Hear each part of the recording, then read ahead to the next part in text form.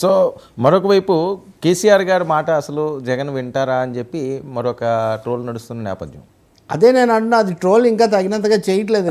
నిజం చెప్పాలంటే అది ఆయన చెప్తారు సరే, ఈయన వింటారా అసలు? అందులో ఇప్పుడు బీఆర్ఎస్ ఓడిపోయి ఉన్న స్థితిలో మొదటే కేసీఆర్ చేసింది సరికాదు, అభ్యర్థులను మార్చకపోవడం ఆయన చేస్తుందని జగన్ ముందు నుంచి ఆయనకు ఉన్నటువంటి అభిప్రాయం. ఇప్పుడు కేసీఆర్ని పరామర్శించి అన్నా కొంచెం గట్టిగుండు అని చెప్పి రావడం తప్ప, కాకపోతే పెద్ద మనిషిగా మాట చెప్పొచ్చు, అందులో ఏం సందేహం లేదు. ఇప్పుడు ఆ మాటలు ఇప్పుడు పత్రికల్లో వచ్చినా ఎవరైనా చెప్పేవే. ప్రజలు ఓటర్లు చివరి వరకు బయటపడరు, జాగ్రత్తగా ఉండండి అది ఇదని. బట్ జగన్ వరకు ఇప్పుడు ఆయన సర్వేలు ఆయన వాటి మీద చాలా ఎక్కువగా ఉన్నారు. మీరు చూస్తే అక్కడ చెవిరెడ్డి భాస్కర్ రెడ్డి కూడా ఉన్నాడు. అంత చర్చ అక్కడ జరగలేదు, కానీ భాస్కర్ రెడ్డి కూడా ఇలాంటి విషయాల్లో కొంచెం ఆయనకు సర్వే సంస్థలు అభిప్రాయాలు ఇవన్నీ కూడా ఉన్నాయి. కేసీఆర్కి కూడా ఇచ్చాడు ఆయన అని ఒక మాట కూడా ఉంది. మాటే ఉంది, నిజంగా ఇచ్చారట.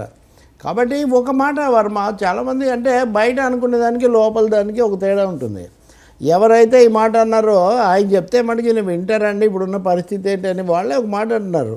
ఇప్పుడు ఐపాక్ సర్వే అనేది వ్యతిరేకంగా వచ్చింది కాబట్టి జగన్ కంగారు పడుతున్నాడని. కానీ అదే సోర్సెస్ చెప్పేది ఏంటి, అసలు ఐపాక్ సర్వే ఎప్పుడు అనుకూలంగానే ఉంటుంది. అవును, ఏ పార్టీ ఎవరితో సర్వే చేయించినా 190 భాగాలు అవి అనుకూలంగా వస్తాయి. అంతేగాని సర్వే ఏదో వ్యతిరేకంగా, సర్వే చాలా అనుకూలంగా వచ్చిందట. వాళ్ళకు వచ్చిన ఐపాక్ సర్వే చాలా అనుకూలంగా బ్రహ్మాండంగా గెలుస్తారు, ఉన్నదానికంటే ఇంకా కొంచెం మార్జిన్ పెరుగుతుందనే పద్ధతిలో వాళ్ళకి వచ్చిన సర్వే ఉందట. కాబట్టి ఇది వ్యక్తిగతంగా తమ వ్యూహాత్మకంగా తీసుకునే నిర్ణయాలు తప్ప ఇదేదో సర్వే నెగిటివ్గా వచ్చిందనేది అయితే నిజం కాదు. ఓకే, అధికారులు వీళ్ళు కూడా అదే ఫీడ్బ్యాక్ ఇస్తున్నారు, మన పథకాలన్నీ బ్రహ్మాండంగా ఉన్నాయి, అందరూ ఇటే ఉన్నారు అనే మాటే చెప్తున్నారు.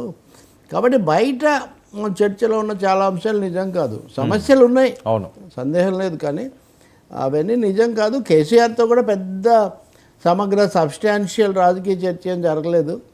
ఇప్పుడున్న స్థితిలో ఒక పరిధి మించి ఆయన చెప్పగలిగినా ఈయన వినగలిగిన పరిస్థితి కూడా లేదు మామూలుగానే అనే మాట ఎక్కువగా వాళ్ళ నుంచి వినిపిస్తుంది. అవును. సరే, ఏంటి షర్మిలను రేవంత్ పంపారు?